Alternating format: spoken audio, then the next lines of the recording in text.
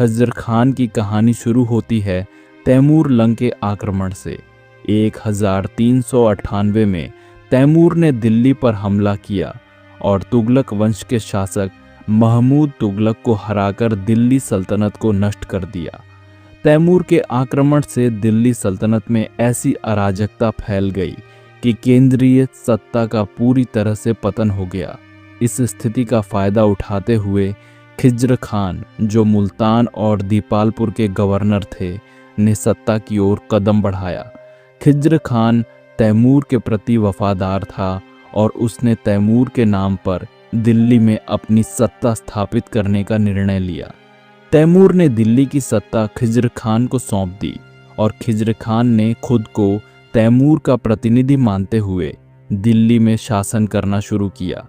दिलचस्प बात यह थी कि उसने अपने आप को कभी सुल्तान नहीं कहा, क्योंकि वह तैमूर का वफादार था।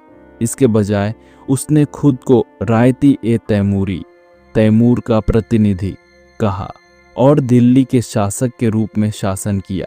दिल्ली में उसकी सत्ता स्थापित करने के बाद उसने कई आंतरिक विद्रोहों और बाहरी हमलों का सामना किया। जाटों का विद्रोह, जो तुगलक वंश के अंत के बाद दिल्ली में फैल गया था, उसके शासन के दौरान एक गंभीर समस्या बन गया। जाटों ने शासन के खिलाफ विद्रोह किया था और खिज्र खान ने इसे कुचलने के लिए कड़ी कार्रवाई की। खिज्र खान के बाद उसके पुत्र मुबारक शाह ने दिल्ली की गद्दी संभाली।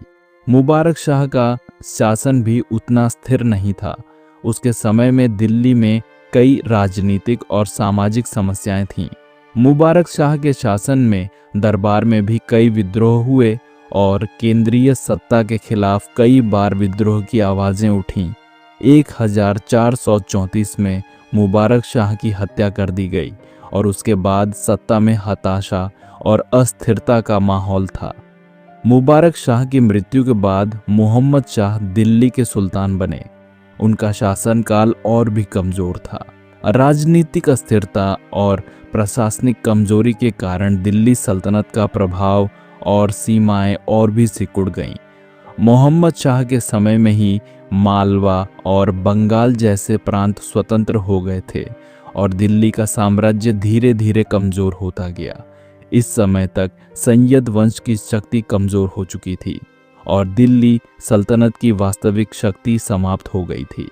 मोहम्मद शाह के बाद उसका स्थान अलाउद्दीन आलम शाह ने लिया। आलम शाह सैयद वंश के अंतिम शासक थे और उनका शासन पूरी तरह से ढह चुका था।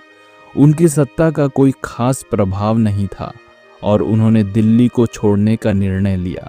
आलम शाह ने 1451 में अपनी गद्दी बहलोल लोदी को सौंप दी और दिल्ली छोड़कर बदायूं चले गए। लोदी वंश ने इसके बाद दिल्ली सल्तनत की कमान संभाली और सैयद वंश का अंत हो